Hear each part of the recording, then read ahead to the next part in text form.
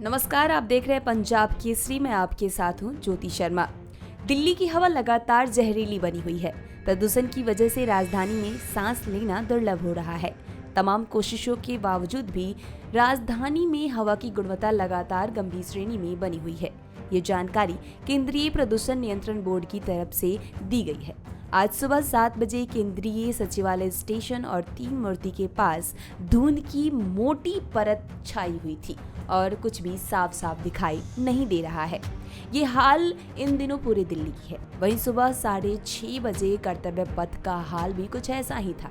यहाँ भी हर तरफ धुंध ही धुंध छाई हुई थी। यही वजह है कि दिल्ली की सरकार कृत्रिम बारिश करवाने की विचार कर रही है। दिल्ली में आज सुबह कुछ जगहों पर वायु प्रदूषण का सूचकांक AQI 450 से ज्यादा दर्ज किया गया। सबसे अधिक प्रभावित क्षेत्र में आरके पुरम 453, पंजाबी बाग 444 और आनंद विहार 432 है। राष्ट्रीय राजधानी जहरीली धुएं की चादर से लिपटी हुई है, जिसकी वजह से डॉक्टरों ने बच्चों और बुजुर्गों में सांस और आंखों में बीमारियों की बढ़ती संख्या के बारे में चिंता जताई है। केंद्रीय प्रदूषण नियंत्रण बोर्ड के मुताबिक पूरी दिल्ली में हवा की क्वालिटी गंभीर श्रेणी में बनी है।